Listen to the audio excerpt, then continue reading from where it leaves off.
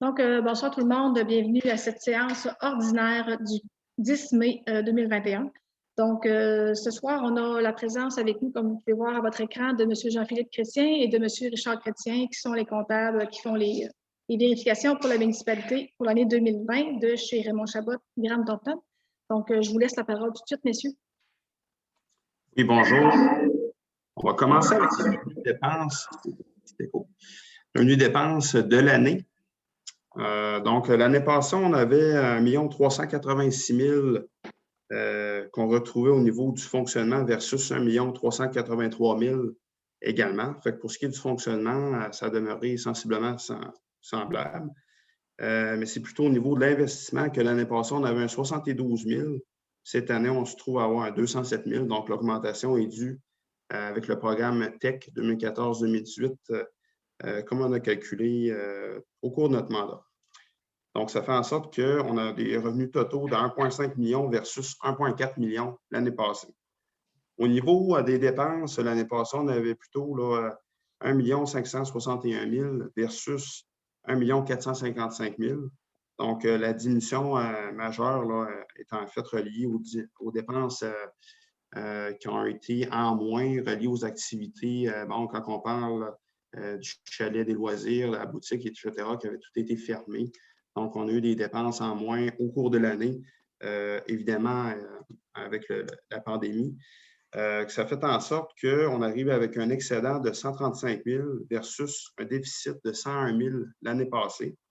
Donc, une différence là, d'un point de vue comptable ici. Puis, pour ce qui est de la prochaine page, au niveau d'excédent de fonctionnement des fins fiscales, donc on vient présenter ici l'excédent sous une autre forme, autrement dit, en faisant l'abstraction du financement et puis des amortissements comptables, avec un excédent de fonctionnement de 350 000 versus 129 000 l'année passée. Donc, c'est un peu ce qui résume la situation financière là, pour ce qui est de la corporation municipale cette année. Donc, je suppose que vous avez des questions. On va prendre les questions ou que, étant donné que c'est enregistré. Bien, comme on avait eu, vous nous avez présenté le rapport financier avant la séance officielle, donc en séance de travail. Je pense que les questions qui étaient pour être posées ont été posées à ce moment-là. Donc, pour le moment, toutes les questions sont répondues. Tout est correct. Pas de problème. Donc, merci beaucoup à vous deux. Je ne sais pas si M. Chrétien et M. Richard, si vous avez des choses à ajouter. Non, tout est correct. Fait que bonne fin de séance, bonne soirée. Merci beaucoup. Merci beaucoup à vous deux. OK, bye-bye. Bye. Donc, voilà, donc on va continuer la séance ordinaire. On a fait un petit à côté là, pour permettre aux gens de la firme de comptable Raymond Chabot, Graham Thornton, de faire un peu d'expliquer la vérification comptable qui a été faite pour l'année 2020. Donc, c'est ça. Donc, à cause de la pandémie, vous savez, les mesures sanitaires, tout le monde est en présence ce soir dans la salle du conseil, mais par contre, il n'y a pas de public encore. Donc, la réunion se tient à huis clos. Qui est d'ailleurs filmé pour vous permettre de visionner si ça intéresse les gens de le faire. Donc, on va continuer avec le point 3, lecture et adoption de l'ordre du jour. En 4, adoption des procès-verbaux du 12 avril et du 26 avril. En 5, la correspondance du mois.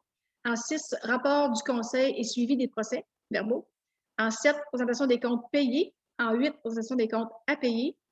En 9.1, résolution pour entériner vérification comptable fin d'année 2020. En 9.2, on a reçu une demande d'association du cancer de l'Est du Québec. En 9.3, stratégie économie en eau potable 2019-2025. En 9.4, projet SPHER, bon, c'est le dernier versement du volet 4.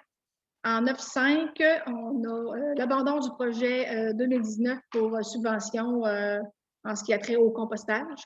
En 9.6, rapport PAPACEP, volet 1. En 9.7, changement système téléphonique. En 9.8, vente de pneus.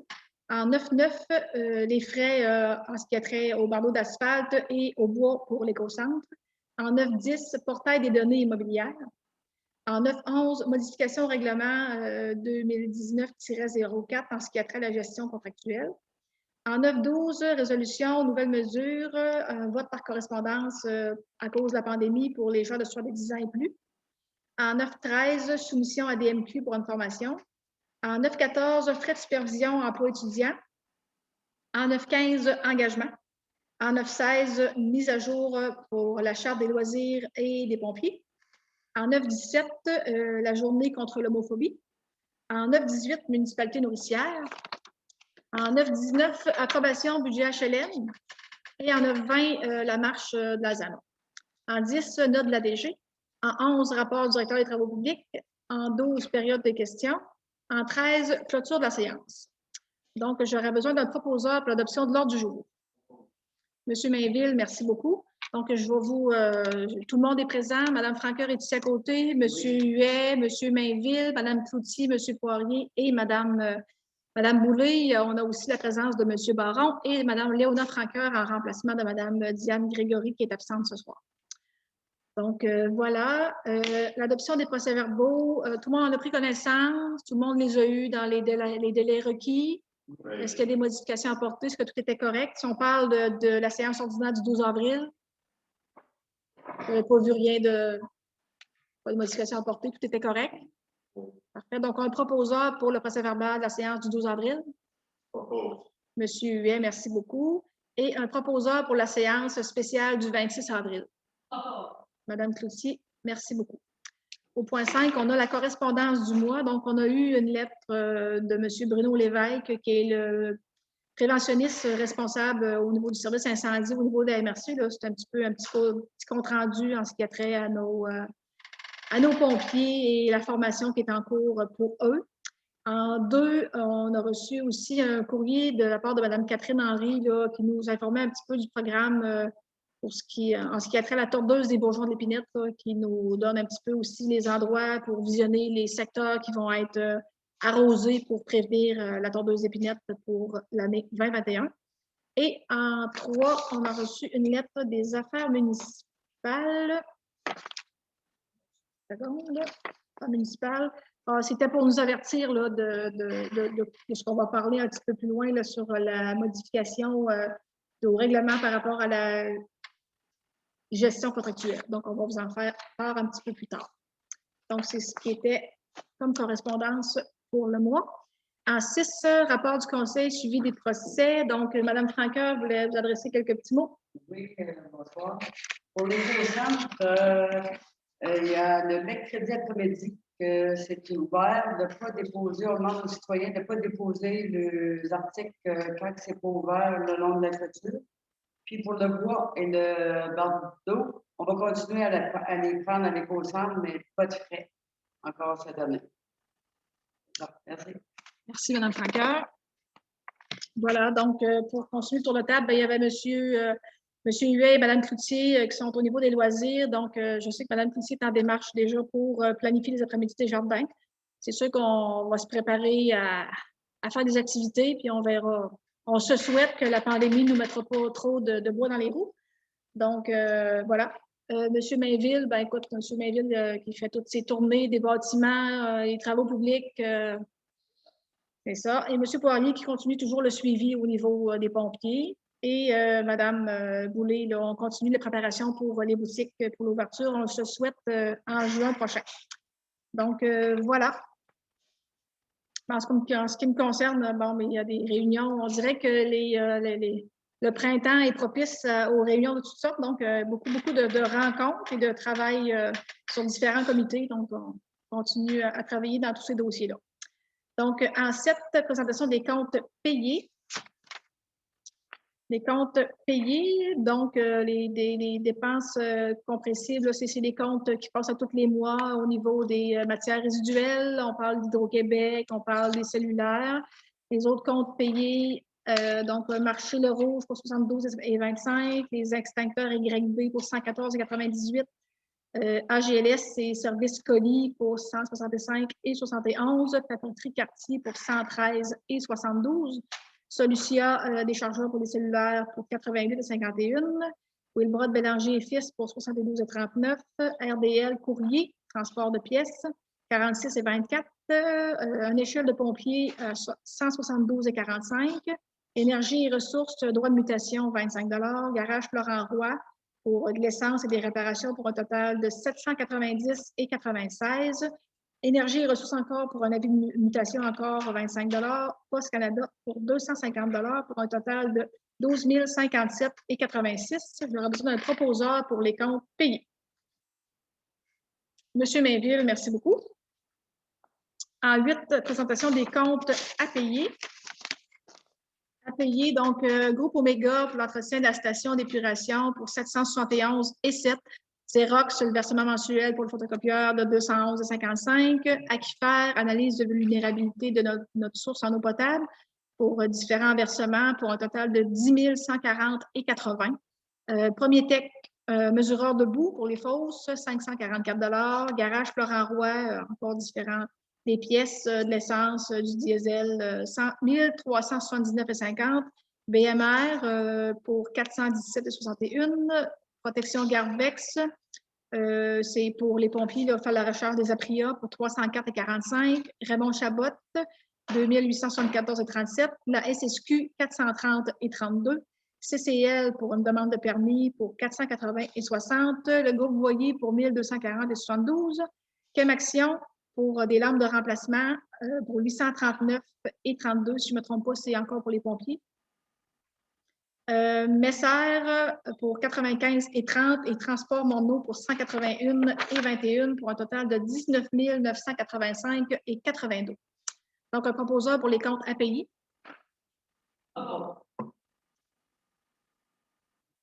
Madame Cloutier. Voilà, donc on continue en 9.1, résolution pour entériner vérification comptable faite d'année 2020.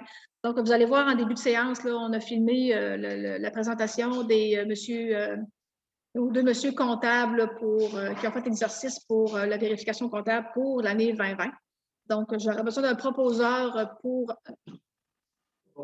M. Poirier pour cette vérification comptable-là. Merci beaucoup. En 9.2, on a eu une demande de l'Association du cancer de l'Est du Québec. Donc, on a reçu une demande, mais on avait déjà une résolution qui avait été faite là, pour un versement de 250 $ par année pour les 5 prochaines années qui débutait en 2020. Donc, on va faire les vérifications d'usage et faire le paiement si ça n'a pas été fait. Donc, en 9.3, stratégie économie en eau potable, c'est pour 2019 et 2025. Je vais vous faire un petit rapport rapidement. Donc, ce que ça dit, c'est que, voilà, c'est pour une stratégie pour vraiment y aller, pour faire une économie en eau potable. Donc, déjà là, ce que je peux vous dire, c'est qu'il y a un webinaire qui a lieu demain matin à 9 h. M. Baron est déjà inscrit pour assister à ça. Est-ce que Mme Grégory est là aussi? Bon, en tout cas, bon, bref. Ça s'adresse au directeur hydro-public et aussi à ceux qui s'occupent des finances des municipalités. Donc, ça sera validé avec Mme Grégory. Puis, la stratégie québécoise qui vise par ça pour les 5, jusqu'à 2025, ils veulent réduire de 20 % la quantité de d'eau distribuée par personne par rapport à l'année 2015. Ils aimeraient atteindre un niveau de fuite modéré, selon l'indice International Water Association. Et aussi, ce qu'ils voudraient, c'est de voir l'augmentation progressive des investissements nécessaires pour réaliser le maintien d'actifs de façon pérenne, tout en éliminant graduellement le déficit d'entretien. Donc, voilà.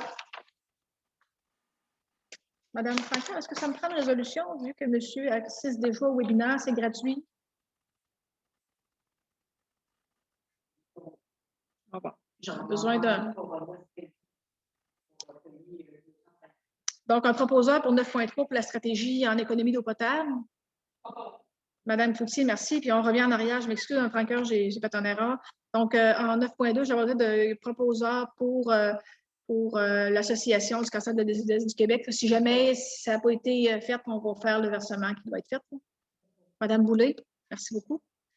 Donc, on revient en 9.4, projet faire, obtention du dernier versement, volet 4. Donc, c'est ça, bien, écoute, au moment de faire la rencontre, ce n'était pas arrivé encore, mais finalement, en fin de semaine dernière, le dernier montant de 5 000 $ pour le faire volet 4 a été envoyé de la part de la MRC. Donc, on a reçu la totalité de la subvention accordée par la MRC. En 9.5, abandon du projet 2019 pour subvention. Donc, on avait... Madame Franqueur, il y a quelques années, c'était avant 2019, je pense que c'était l'échéancier 2019, là, a monté, bien, on avait eu une offre pour un projet de compostage, donc ça comportait, là, c'était des composteurs domestiques, des composteurs de cuisine, il y aurait eu aussi des composteurs communautaires. Bon, fait que voilà, fait que comme on avait prolongé le programme pour la subvention, parce que bon, il était question de regroupement pour les matières résiduelles avec la possibilité peut-être de compostage et tout. Donc, il nous avait accordé une prolongation du délai là, pour le programme. Puis finalement, ben écoute, là, ce qu'on sait maintenant, c'est qu'il y a un meilleur programme. Donc, ce qu'on va faire, c'est qu'on va abandonner, on va se désister justement de ce programme-là pour faire une demande pour le prochain programme pour avoir une meilleure offre et un meilleur programme. Donc, un proposeur pour l'abandon de ce projet-là. Madame Franqueur, merci beaucoup. En 9.6, rapport PAPACEP, volet 1, bon, c'est par rapport à l'analyse de vulnérabilité de nos sources en eau potable. Bon, si vous vous souvenez, tantôt, je vous ai fait la liste des comptes à payer, puis je vous parlais d'Aquifère. Donc, c'est un programme du gouvernement, le PAPACEP, qui nous offrait une subvention pour engager une firme qui viendrait faire l'analyse de vulnérabilité de nos sources en eau potable. Donc, c'est la firme Aquifère qui sont venus l'automne dernier, qui ont fait toute l'étude au niveau du lac Alphée, autour, qu'est-ce qui serait mieux d'ajouter, qu'est-ce qui est manquant, qu'est-ce qui pourrait être problématique. Donc, M. Baron a reçu le rapport de la part d'Aquifère. Maintenant, c'est Mme Grégory qui va s'occuper de faire la transmission au PAPACEP, finalement, pour pouvoir être accepté et recevoir la subvention qui nous a été promise pour ce dossier-là. Donc, un proposeur pour que Mme Grégory fasse la transmission du rapport. Monsieur Mainville, merci beaucoup. En 9.7, changement de système téléphonique, donc demande de soumission. En tout cas, on nous a dit que notre système téléphonique actuel est un petit peu désuet, qu'on serait peut-être gagnant de migrer vers un système IP qui est de plus en plus répandu dans toutes les compagnies et les institutions. Donc, on va demander à Mme Grégory de faire des démarches pour avoir des soumissions pour changer notre système téléphonique.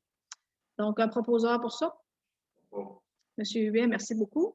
En 9.8, bon, vente de pneus, on a changé l'automne dernier. Si vous vous souvenez, on a fait l'acquisition d'un nouveau véhicule, le Ford Ranger rouge, pour remplacer notre Ford Ranger noir qui était lui aussi désuet et qu'on nous avait retiré de la route. Donc, on était convaincus que les pneus de l'ancien pouvaient faire aussi sur le nouveau, mais finalement, ça ne fonctionne pas. Donc, dans les prochaines semaines, on va procéder à la vente de ces pneus-là. Là. Oui, avec les roues, puis les roues et les pneus. Donc, vous allez voir passer ça sur les réseaux sociaux. Là. Donc, j'aurais besoin d'un proposeur pour ça. Monsieur Poirier, merci beaucoup. En 9.9, frais bardeaux d'asphalte et bois à l'éco-centre. Donc, comme Mme Franqueur, vous en avez fait mention tantôt. Depuis l'année dernière, on avait décidé d'accepter les bardeaux d'asphalte gratuitement. Dans les années ultérieures, les gens devaient fournir une preuve d'achat de bardeaux neufs et devaient payer il y avait un montant qui était décidé pour chaque paquet de bardeaux qui avait été changé. Donc, depuis l'année passée, on avait enlevé ces frais-là au niveau de l'éco-centre dans le but d'éviter que les gens se départissent un peu de ces matériaux-là un peu partout en nature. Donc, voilà, donc on a décidé de faire pareil pour 2021. Donc, ça sera évalué pour les années plus tard, là, à voir est-ce que c'est beaucoup de frais pour la municipalité ou est-ce que c'est correct de le faire comme ça. Donc, mais pour cette année, pour 2021, on va demeurer comme l'année dernière, puis il n'y aura pas de frais. Et c'est juste pour les contribuables, pas pour les... Voilà. Ce service-là, c'est juste pour les contribuables. Ça exclut les contracteurs. Donc, si vous faites affaire avec un contracteur pour refaire votre toiture, vous ne pouvez pas, le contracteur ne peut pas se rendre à l'éco-centre porter le bardeau d'asphalte. Ça doit être fait au LET directement à Gaspé. Donc, j'aurais besoin d'un proposeur pour ça. Madame Franqueur, merci beaucoup. En 9.10, portail des données immobilières. Donc, c'est PG Solutions. PG Solutions, c'est le système comptable utilisé par la municipalité. Depuis déjà plusieurs années, on nous offre un service cette année qui existait depuis longtemps, mais cette année, on nous a fait une offre. Voilà. Donc, c'est ça. Donc, ça va permettre, ce que ça va faire, c'est que ça va être possible pour les citoyens et les compagnies d'avoir accès pour connaître les évaluations municipales et le taux de taxation pour les résidences du village. Donc, pour la municipalité, c'est gratuit. Pour les citoyens qui voudraient faire une demande pour connaître un coût d'une évaluation municipale ou donc un coût de taxe pour une résidence, il y aura des frais à assumer, puis ça sera payable directement à PG Solutions. C'est le même principe aussi pour les institutions financières, les professionnels, si on parle d'un notaire ou si on parle de... Donc, c'est sûr, fait qu'on a décidé que c'est un service qui existait ailleurs, là, donc on a comme décidé, nous aussi, d'adhérer à ça, puis c'est sans frais pour la municipalité. Donc, c'est sûr qu'il y aurait peut-être possibilité d'avoir, nous aussi, un retour, mais on évaluera ça, là, comme on est déjà rendu en mai. On verra d'ici la fin de l'année si ça pourrait représenter quoi comme retombée pour la municipalité en fonction du coût que ça nous coûterait là, pour adhérer annuellement au programme. Donc là, comme c'est gratuit, on va y aller gratuitement. Puis, donc, il n'y aura pas de frais là, pour la municipalité, mais les citoyens devront payer des frais à PG Solutions. Donc, ça va aussi permettre de dégager un petit peu la directrice générale de beaucoup d'appels en ce qui a trait des évaluations et des comptes de taxes. Donc, un proposeur pour aller avec la firme PG Solutions. Madame Cloutier, merci beaucoup.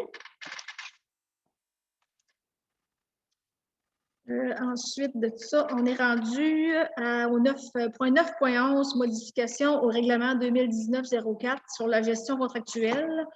Donc, ça, c'est une nouvelle loi qui a été passée en mars dernier, le 25 mars dernier, qui dit que la Fédération québécoise des municipalités tient à vous rappeler que conformément à l'article 124 du projet de loi, les municipalités ont l'obligation d'inclure dans leur règlement sur la gestion contractuelle à compter du 25 juin 2021 et ce jusqu'au 25 juin 2024 des mesures favorisant les biens et les services québécois ainsi que les fournisseurs, les assureurs et les entrepreneurs qui ont un établissement au Québec.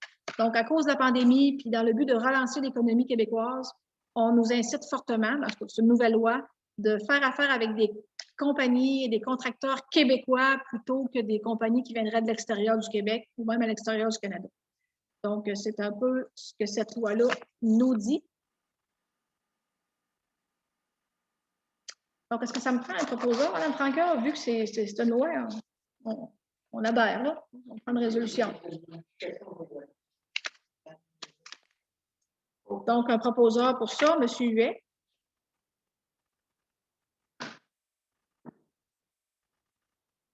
Donc, c'est ça, ça doit être, on va l'adapter selon selon notre règlement de notre gestion contractuelle de la municipalité. Donc, voilà, donc ça va être une modification au règlement actuel. C'est ça, Mme Franqueur? Parfait. Donc, M. Huet, merci beaucoup. En 9, pas du tout, 9-12, résolution, nouvelles mesures. Donc, c'est ça. Donc, pour les élections municipales là, du 7 novembre 2021, un nouveau règlement qui est sorti.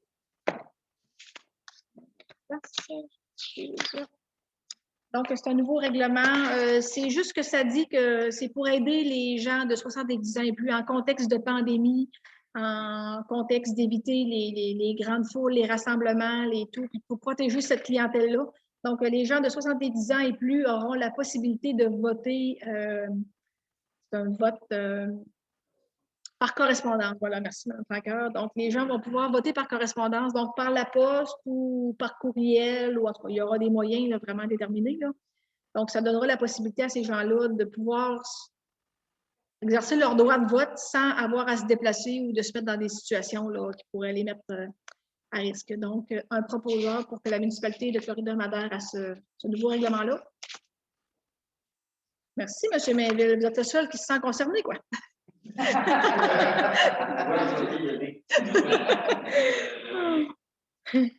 Donc, voilà. En 9-13, soumission à DMQ, formation procès-verbal. Donc, c'est une formation offerte par l'Association des municipalités du Québec pour les procès-verbaux. Donc, c'est pour Mme Diane Grégory. C'est au montant de 458,75, taxes compris. Mais comme Mme Grégory s'est inscrite dans les 75 premières personnes, elle avait un rabais de 200 $. Donc, un proposeur pour que Mme Grégory puisse faire la formation. Mme Franqueur, merci beaucoup. En 9-14, frais de supervision, emploi étudiant, partage de coûts. Donc, en 9-14, c'est le projet étudiant pour la municipalité. Donc, j'en ai déjà parlé. C'est la Fondation Maîtresse Drasse qui chapeaute ce projet étudiant-là. Donc, pour le projet étudiant, il va y avoir une formation de 20 heures qui va être donnée par une madame qui a travaillé, il y a beaucoup d'expérience dans le domaine des bibliothèques. Donc, ce sera une formation de 20 heures à 25 de l'heure pour la formatrice, pour un total de 500 qui est financé à 50 par la MRC et qui sera réparti au prorata parce que ça inclut Petite-Vallée, Grande-Vallée et Cloridon. Donc, on va être facturé au prorata de l'utilisation pour Cloridon. Et aussi, il y aura des frais de supervision aussi là, pour quelques heures par semaine au coût de 25 aussi, mais qui sont aussi subventionnés à 50 par la MRC. Donc, on parle de quelques heures par semaine, pas beaucoup. Donc, un proposeur pour ça. Monsieur Poirier, merci beaucoup. En 9-15, engagement. Donc, on va procéder à l'engagement de Monsieur Yvan Côté à partir du 17 mai prochain. Donc, un proposeur pour ça. Madame Boulay, merci beaucoup. En 9-16, mise à jour, charte, loisirs et pompiers. Donc, les chartes doivent être, pour les associations, doivent être mises à jour à chaque année.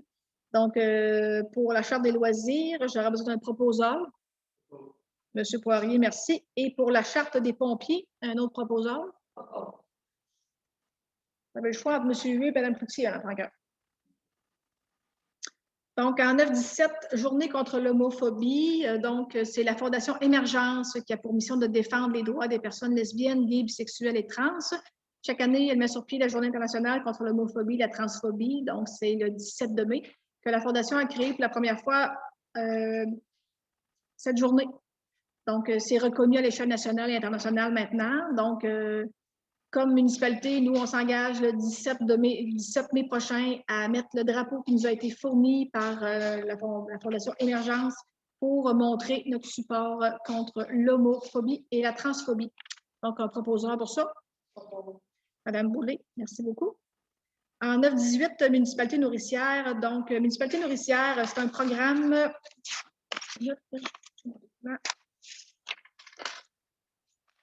Donc, c'est un programme. C'est un montant qui est octroyé par le ministère, je cherche, les affaires municipales. Donc, c'est un 100 000 qui avait été octroyé à la MRC Côte-de-Gaspé pour les années 2021, qui a été prolongé 2022 à cause de la pandémie, vous comprenez. Donc, c'est ça. Donc, la municipalité désire embarquer dans ça avec la MRC pour avoir, elle aussi, son projet de municipalité nourricière. Donc, voilà. Vous allez entendre parler dans les prochaines semaines, là, vous allez voir passer aussi sur les réseaux sociaux. Vous avez peut-être vu passer celle de Petite-Vallée, de Grande-Vallée. C'était un sondage sur l'alimentation de proximité, municipalité nourricière. Donc, ça va être le cas nous concernant aussi dans les prochaines semaines. On va vous inviter à remplir le sondage. Ça va nous donner un petit peu une idée de c'est quoi vos besoins, puis qu'est-ce que vous aimeriez au niveau de la municipalité pour l'alimentation, l'agriculture et tout ça. Aussi, je vais en profiter de ce petit à côté-là pour vous dire que le jardin communautaire, ça va bien encore cette année. On va faire un appel à tous dans les prochaines semaines aussi, très prochaines semaines, là, pour voir l'intérêt des gens à embarquer avec nous encore cette année dans le jardin communautaire. C'était une super belle activité. On va faire ça selon les consignes de la santé publique. Donc, c'est ça. Fait qu'on va inviter la population en général à se joindre à nous pour une belle année d'agriculture pour 2021. Donc, pour ce qui est de la municipalité nourricière, ça prenait un responsable au niveau de la MRC pour être un petit peu sur le comité de sélection de projet et être un petit peu le porte-parole pour notre municipalité. Donc, ça sera moi qui sera responsable au niveau de la municipalité. Donc, j'aurais besoin d'un proposeur. Madame Cloutier, merci beaucoup. En 9.19, approbation budget HLM, quote-part année 2021, c'est au montant de 2 306 $. Donc, un proposeur, c'est le montant annuel à payer pour M. Mainville. Merci beaucoup. Et en 9.20, marche pour l'Alzheimer. Donc, on a reçu une lettre Société d'Alzheimer. Attendez une seconde.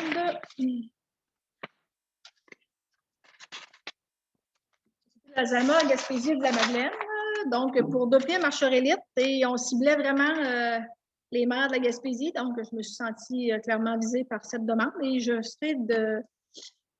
va me faire plaisir d'embarquer pour devenir marcheur élite. Donc, ça va être c'est une activité qui va se tenir entre le 4 et le 26 septembre prochain. Donc, sûrement que je vais peut-être vous solliciter pour m'aider à remplir mes engagements envers la Société de l'Alzheimer. Donc, un montant minimum à accumuler. Donc, ça va venir dans les prochaines semaines, dans les prochains mois. Donc, est-ce que ça prend un proposeur, Mme Franquin? Est-ce que je peux me proposer? Oui, plus tard, c'est juste pour répondre à leur demande. Non? Sinon, je me propose. Ça se peut-tu? Oui, en tout cas, écoute, au pire, quelqu'un qui propose ça, que j'embarque dans la... Donc, Mme Trixie propose que je sois marcheur élite pour la municipalité de Florida. Donc, voilà. Donc, ça fait le tour un petit peu des points qu'on avait ce soir. Bon, comme je vous ai dit tantôt, la directrice générale est absente. Donc, au point 10, note de la DG, il n'y en aura pas pour ce soir. En 11, rapport du directeur des travaux publics, M. Baron, il y avait des particularités? Non, rien de spécial non plus ce qui vous concerne?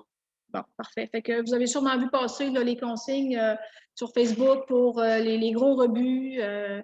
À date, je pense que ça va quand même bien. Là. On demanderait peut-être aux gens de ne pas trop en mettre en bordure du chemin trop tôt pour ne pas qu'il y ait d'accumulation sur une longue période avant que la cueillette commence. Là. Sinon, ben voilà. Donc, en 12 périodes de questions, on n'avait rien reçu, Mme Franquin? Pas de questions du public. Donc, en 13, clôture de la séance, il est 20h45. Merci beaucoup tout le monde. Une bonne fin de soirée et bon visionnement.